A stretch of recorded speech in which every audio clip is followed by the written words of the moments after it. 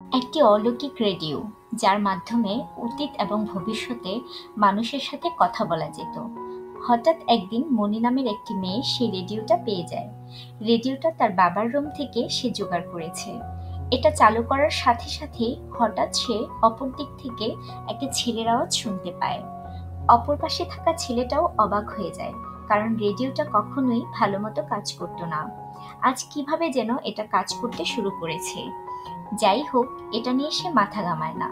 ছেলেটার নাম কিম। সে নাকি তার কলেজের একটা অ্যাসাইনমেন্ট পূরণ করার জন্য এই রেডিও নিয়ে গবেষণা করতে বসেছিল। মনি বলে সেও নাকি তার কলেজের অ্যাসাইনমেন্টের জন্যই এই রেডিওটা অন করেছিল, কিন্তু এটা যে কাজ করবে সেটা সে ভাবতেও পারেনি। কথায় কথায় এক সময় দুজনে জানতে পারে যে তারা নাকি আসলে একই কলেজে পড়ে। বয়েজ এবং গার্লস সেকশন আলাদা থাকায় হয়তোবা তারা একে অপরকে চেনে না। যেহেতু দুজনেরই অ্যাসাইনমেন্ট এক, তাই কিম আগামীকাল মনিকে তাদের কলেজের সামনে দেখা করার কথা বলে। আগামীকাল কলেজ বন্ধ, তাই আশা করি সমস্যা হবে না, যা শুনে মনিও রাজি হয়ে যায়। চলে আসে পরদিন। মনি সময় মতো ঠিক 12টার টাইমে তার কলেজের সামনে গিয়ে কিমের জন্য অপেক্ষা করে, কিন্তু কিমের আর কোনো খোঁজ নেই। প্রায় ঘন্টাখানেক পার হয়ে যায়, এমনকি কিছুক্ষণের মধ্যে বৃষ্টিও নেমে আসে, কিন্তু কিম সেখানে আর আসে না। তাই সে ভেবে নেয় হয়তোবা ছেলেটি শুধু শুধু তাকে বিরক্ত করার জন্যই এখানে আসতে বলেছিল। ঠিক তখনই মনির এক পরিচিত বন্ধু অজিন তাকে ওখানে দাঁড়িয়ে থাকতে দেখে নিজের ছাতা নিয়ে আসে। অজিন মনিকে ওখানে দাঁড়িয়ে থাকার কারণ জিজ্ঞাসা করলে মনি তাকে তেমন কিছুই বলে না, তাই অজিন তাকে নিয়ে তাদের ক্যান্টিনে চলে যায়। আর সেখানে মনি তাকে গতকালের সমস্ত ঘটনা খুলে বলে। আসলে মনিকে অ্যাসাইনমেন্ট হিসেবে রেডিওর মাধ্যমে কোনো অপরিচিত ব্যক্তির ইন্টারভিউ রেকর্ড করার কথা বলা হয়েছিল। তো এই শুনে অজিন জানায়, অপরিচিত মানুষ কেন লাগবে, আমিই তো আছি, তুমি আমার ইন্টারভিউ নিতে পারো। কিন্তু মনি জানায় যে তাতে কাজ হবে না, তার আসলে অপরিচিত একজনকেই লাগবে। তাছাড়াও আরো একটা বিষয় জানিয়ে রাখি, মনি অনেক আগে থেকেই অজিনকে অনেক পছন্দ করে, কিন্তু কখনোই নিজের মনের কথা তাকে খুলে বলেনি। এটা ভেবে যদি আবার তাদের বন্ধুত্ব নষ্ট হয়ে যায়, কারণ অজিন আর মনি দুজনেই আপাতত বেস্ট ফ্রেন্ড। অপরদিকে আমরা কিমকে দেখি, সে ওই রেডিও দিয়ে আবারও মনির সাথে কানেক্টেড হয়, আর মনিকে কিছু বলতে না দিয়ে উল্টো তার উপর রাগ দেখাতে শুরু করে।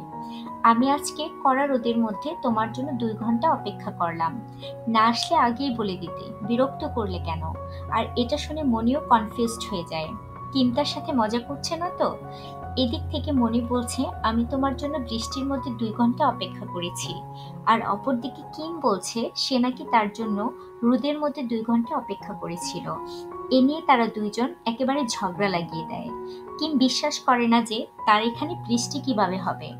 তখন মনি তার রেডিওর মাইক্রোফোন জানলা দিয়ে বাইরের দিকে ধরে, আর তখনই বাইরে বৃষ্টি এবং বিদ্যুতের চমকানি শুনে কিম বুঝতে পারে যে আসলেই তো ওখানে বৃষ্টি হচ্ছে। তাহলে আমার এখানে হচ্ছে না কেন, দুজনে তো একই এলাকাতে থাকি।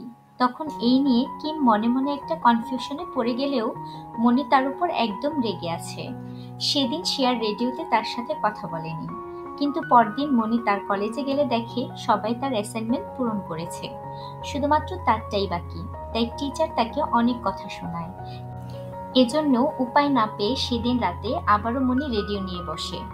অদ্ভুতভাবে প্রত্যেকবার সে যখন সিগন্যাল ট্রেস করার ট্রাই করে, বারবার শুধুমাত্র কিমের সাথে কানেক্টেড হয়ে যায়। আর আজকে কিমের কাছে এসে সে গতকালের জন্য সরি বলে, যাতে করে কিমও বিষয়টা মেনে নেয়। তখন কথায় কথায় কিম মনিকে জানায় আসলে সে নাকি তাকে মিথ্যা কথা বলেছে, তার কোনো অ্যাসাইনমেন্ট নেই। আসলে সেই রেডিওটা দিয়ে এমন একজনকে খুঁজছিল যে তাকে রেডিও চালানো শেখাতে পারে, এজন্যই সেদিন দেখা করতে চেয়েছিল। তখন মনি তাকে জিজ্ঞাসা করে, তুমি তো বলেছিলে তোমার পুরনো রেডিও, এটা চালানো শিখে তোমার কি লাভ। আর তখন আমরা আসল কারণটা জানতে পারি। মূলত কিম তার কলেজের একটা মেয়েকে খুব পছন্দ করে, আর সেই মেয়েটা রেডিও চালানো শিখতে চায়, এজন্যই আসলে এত কিছু। আর এই সকল বিষয়ে মনি শুরু থেকে অনেক ইন্টারেস্টেড, তাই মনি কিমের গল্পটা শুনতে চায়। প্রথমে কিম তাকে বলতে চায় না, কিন্তু মনি তাকে অনেক ফোর্স করে। সে বলে, তোমার গল্পটা বললে আমি তোমাকে রেডিও চালানোটা শেখাবো। তাই কিম এবার তাকে তার গল্প বলতে শুরু করে।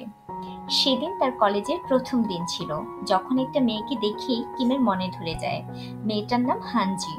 স্কুল থেকে কলেজ পর্যন্ত কিম এখানেই ছোট থেকে বড় হয়েছে। তাই হানজি সেদিন কিমের কাছে কলেজের টুকিটাকি বিষয় সম্পর্কে জানতে চায় এবং নিয়মকানুন সম্পর্কেও জানতে এসেছিল। সেখানে কিম শুরুর দিকে খুবই নার্ভাস ছিল, কিন্তু ধীরে ধীরে হানজির সাথে সে স্বাভাবিক হতে শুরু করে। তারপর এভাবেই কয়েকটা দিন পার হয়ে যায়। বলা যায় দুজনে এখন বন্ধু হয়ে গেছে। একবার ক্যান্টিনে যখন কিম হানজির সাথে বাকিদের পরিচয় করিয়ে দিচ্ছিল, তখন তাদের এক সিনিয়র বখাটে এসে হাজির হয়, হানজির সাথে বেহায়াপনা করে কথাবার্তা বলতে শুরু করে। তার কারণে হানজি তাকে মুখের উপর এমন কিছু জবাব দিয়ে বসে, যাতে করে উল্টো ছেলেটাই ইনসাল্ট ফিল করে সেখান থেকে চলে যায়। আর এই ঘটনায় সত্যি বলতে কিম খুবই ভয় পেয়ে যায়, কারণ সে সব ঝামেলা থেকে অ্যাভয়েড করেই চলে। সেদিন রাতে বাড়ি ফেরার সময় কিম তাকে বলে, ওই সিনিয়রকে দেখে তো আমি নিজেও ভয় পেয়ে যাই, আর তুমি ওকে একদম সাবান দিয়ে ধুয়ে দিলে। আর এই বিষয় নিয়ে দুজনের মধ্যে বেশ সুন্দর কথাবার্তা চলতে থাকে। তারপর বিদায়ের সময় কথায় কথায় হুট করে কিম হানজিকে আগামীকাল একসাথে লাঞ্চ করার কথা বলে, আর বলে যে আমার মনে হয় তোমার সাথে আমার অল্প দিনের নয়, বরং অনেক সময়ের সম্পর্ক। তোমারও কি এমন মনে হয়? যা শুনে হানজি প্রথমে কিছুই বলে না, তাই কিম একটু ভয় পেয়ে যায় যে এত তাড়াতাড়ি তাকে এ ধরনের কথা বলা হয়তো উচিত হয়নি। ঠিক তখনই হানজি তার কথায় রাজি হয়ে যায়। আগামীকাল সময় মতোই তাদের দেখা হবে, এই বলে সে চলে যায়। তো আজকে কিম খুবই খুশি। এদিকে কিমের পরিবার বলতে কেউ নেই, সে তার দাদির সাথে থাকে, আর তার ঘরে তার একমাত্র সঙ্গী বলতে আছে একটা পোষা কচ্ছপ। তার সাথে দিন শেষে কিম তার সুখ দুঃখের কথা বলে। তারপর আরো সপ্তাহখানেক পার হয়ে যায়। দুজনের মধ্যে বেশ ভালোই বন্ডিং তৈরি হয়েছে।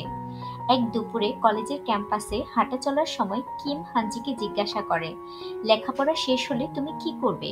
হানজি জানায়, তেমন কিছুই না, আমি আমার পরিবারের পাশেই থাকতে চাই, তাদেরকে সাহায্য করতে চাই। আর একই প্রশ্ন যখন সে কিমকে জিজ্ঞাসা করে, তখন সে তেমন কিছুই বলতে পারে না। মূলত ছোটবেলা থেকে কিমের লেখালেখির উপর অনেক বেশি ঝোঁক ছিল। সে আসলে লেখক হতে চায়, কিন্তু হানজিকে সে তেমন কিছুই বলতে পারে না। তাছাড়াও ইদানিং সে হানজির কথা না শুনে বেশিরভাগ সময় তার চেহারার দিকে তাকিয়ে থাকে।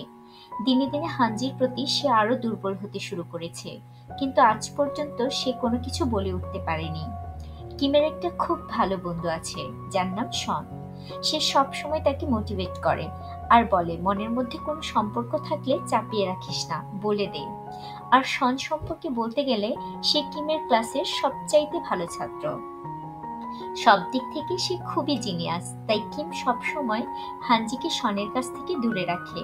যদি আবার তাকে বাদ দিয়ে হানজি শনকে পছন্দ করতে শুরু করে, তাহলে তো বিপদ। কিন্তু শন আবার কখনোই এমন মেন্টালিটি রাখে না। সে সব সময় কিমকে মোটিভেট করে। আর এই মোটিভেশনের চক্করে পড়ে কিম আজকেও একটা ভুল করে বসে আছে। হানজি যখন বারবার জিজ্ঞাসা করে, তুমি ভবিষ্যতে কি হতে চাও, তখন সে কিছু চিন্তা না করে সোজা বলে দেয়, আমি তোমাকে বিয়ে করতে চাই। কিন্তু হানজির এক্সপেকটেশন একদমই উল্টো ছিল। এই কথা বলার পর কিম আর ওখানে দাঁড়িয়ে থাকতে পারে না। এত তাড়াতাড়ি হুট করে তার এমন কথা বলা উচিত হয়নি।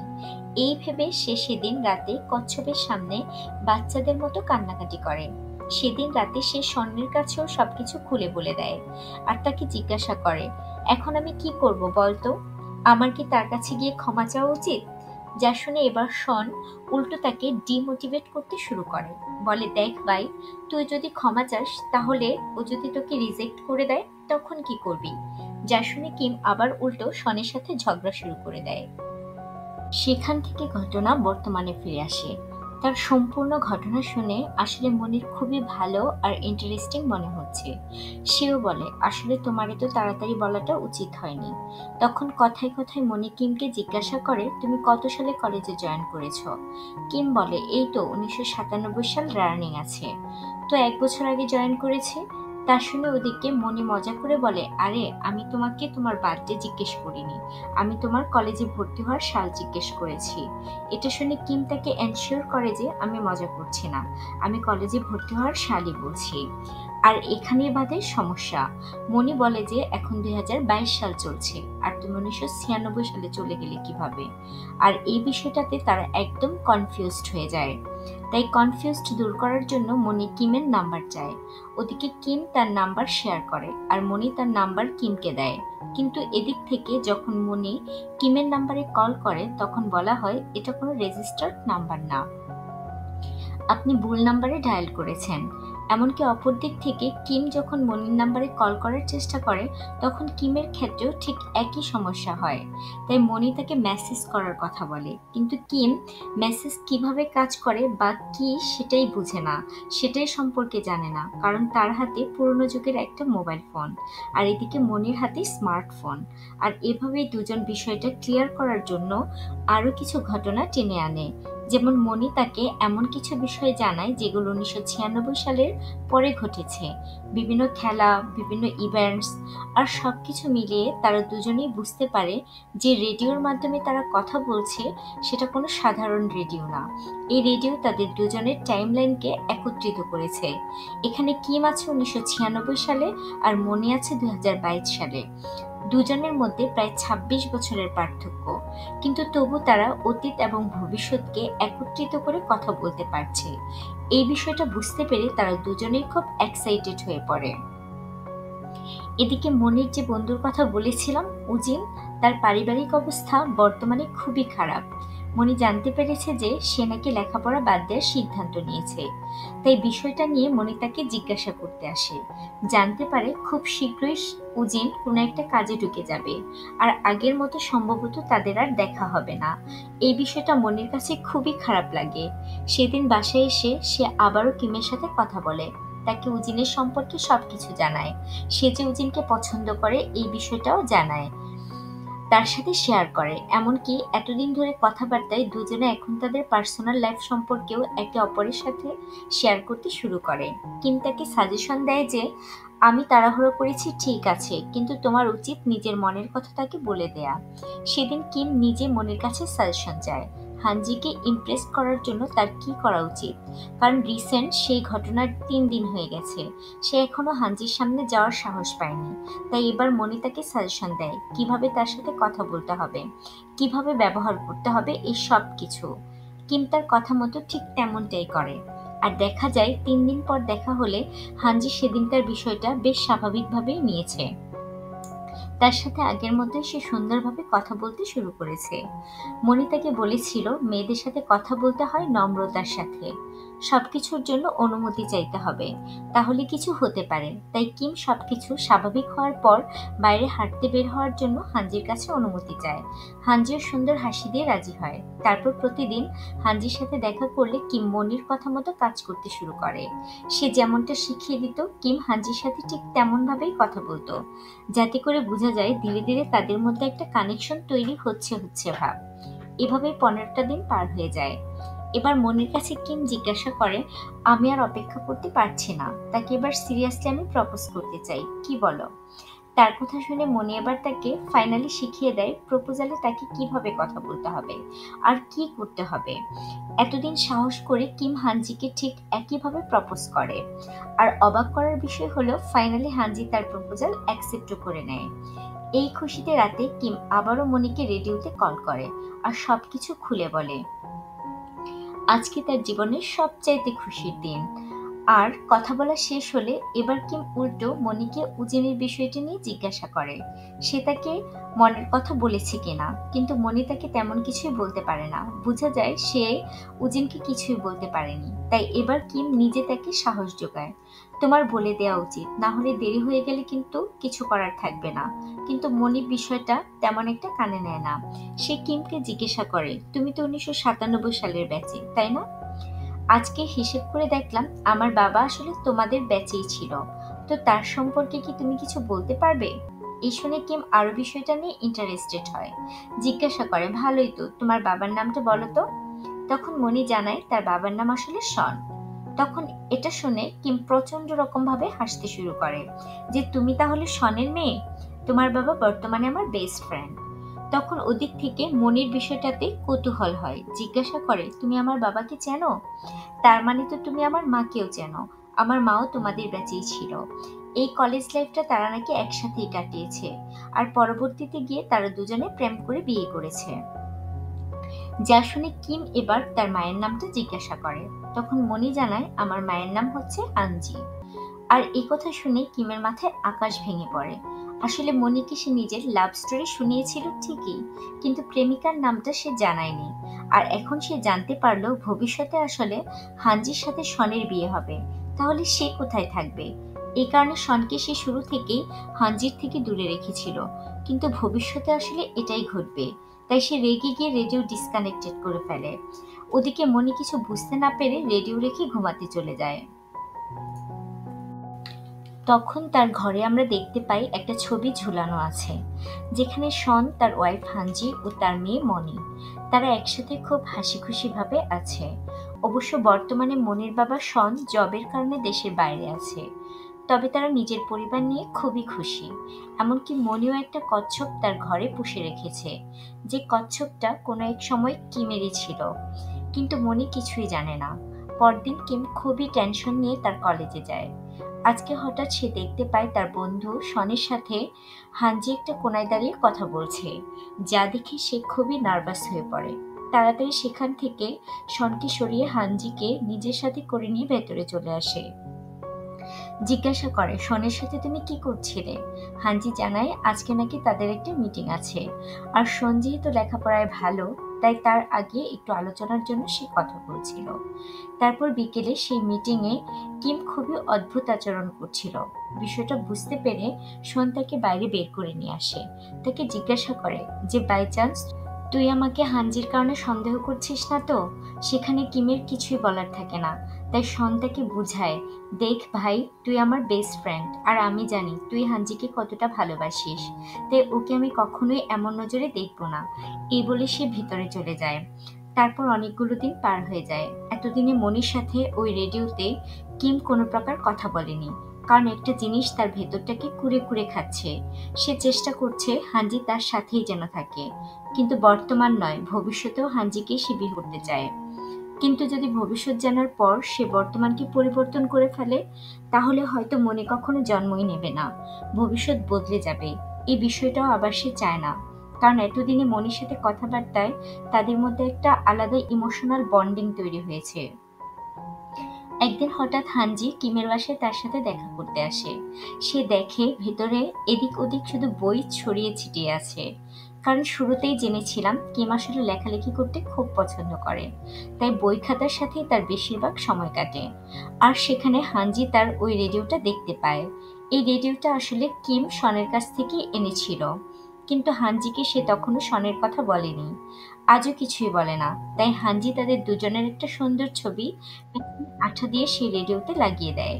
আর এই ছবি লাগানো দেখে তখন কিমের মনের ভেতর একটা ঝড় শুরু হয়ে যায়, কারণ মনির সাথে কথাবার্তায় মনি কিন্তু জানিয়েছিল যে 2022 সাল থেকে যে রেডিওতে কথা বলছে ওই রেডিওতে নাকি ঠিক একই জায়গায় স্টিকার জাতীয় কিছু লাগানো ছিল, যেটা এখন সাদা হয়ে গেছে।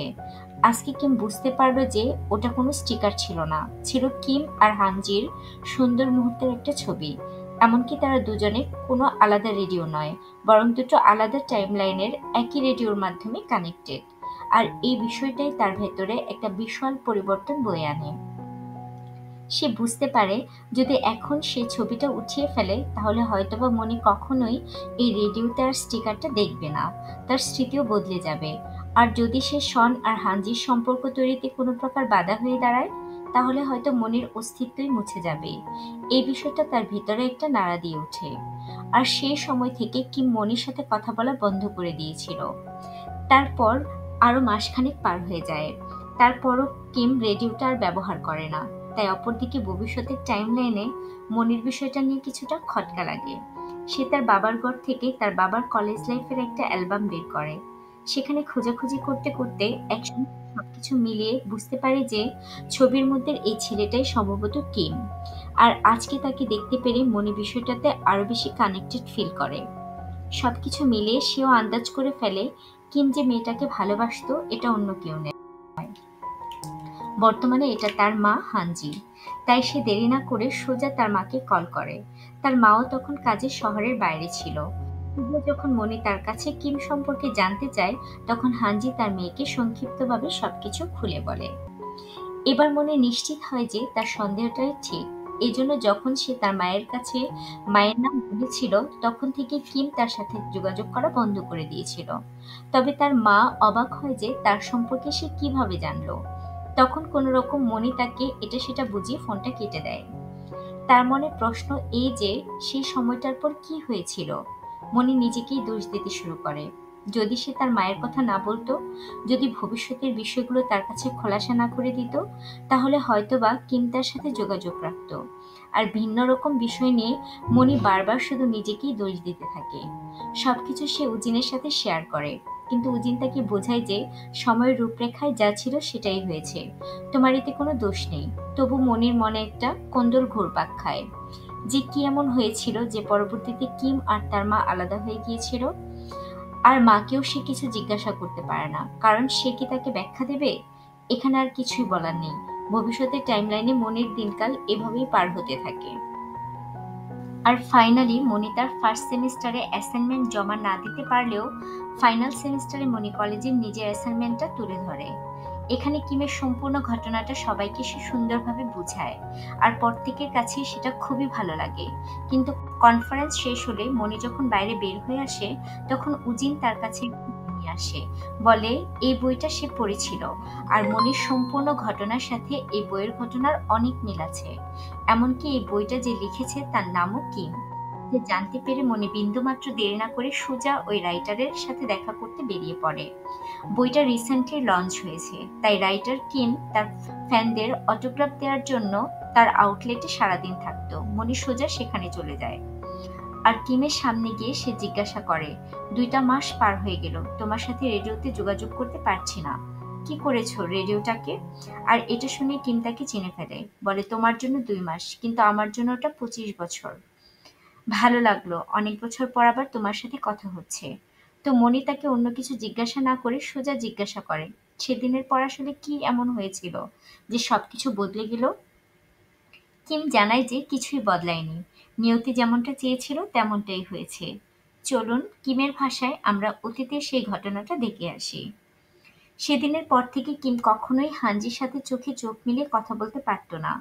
তার মনে একটা দোটানা কাজ করত। সবসময় মনে হতো এটা বোধহয় ঠিক হচ্ছে না। একবার এক টুর্নামেন্টে কিম পার্টিসিপেট করেছিল। সে দেখে হানজির পাশে শন আর তারা খুব সুন্দর হাসি খুশি কথা বলছে। তাই কিম ওটা সহ্য করতে পারেনি। ওখানে তার সাথে মারামারি করে আর রাতের বেলায় গিয়ে শনের কাছে সরিও বলে। তাদের মধ্যে সবকিছু ঠিক হয়ে যায়। কিন্তু দিনে দিনে এমন অনেক ঘটনাই ঘটতে থাকে যে এগুলো কিমের সহ্য হচ্ছিল না। একবার সে দেখে তার প্রিয় কচ্ছপটা তার ঘরে নেই। কচ্ছপের পায়ের ছাপ ধরে বাইরে যেতে গিয়ে দেখে সে বাইরে বৃষ্টি হচ্ছে। দেখতে পায় বৃষ্টির বাইরে শন আর হানজি এক ছাতার নিচে দাঁড়িয়ে আছে। হানজির হাতে কিমের প্রিয় সেই কচ্ছপটা। যে দৃশ্য দেখে কিম তার সিদ্ধান্ত নিয়ে ফেলে, যাই হয়ে যাক, নিয়তি যেমনটা চায় তেমনটাই হতে দিতে হবে। তাই পরবর্তী সময় কিম তার দাদিকে নিয়ে সেই শহর ছেড়ে চলে যায়। কিন্তু কোথায় যায় সে সম্পর্কে কেউ কিচ্ছু বলতে পারে না। আর পরবর্তী সময়ে হানজি অনেকদিন পর্যন্ত কিমের জন্য অপেক্ষা করে। কিন্তু জীবন তো আর থেমে থাকবে না। পরবর্তীতে ধীরে ধীরে শনের সাথে তার ঘনিষ্ঠতা হতে শুরু করে। আর তারপর বিয়ে। আর তারই মাধ্যমে আজকে মনি কিমের সামনে দাঁড়িয়ে তাকে সকল কিছু জিজ্ঞাসা করছে।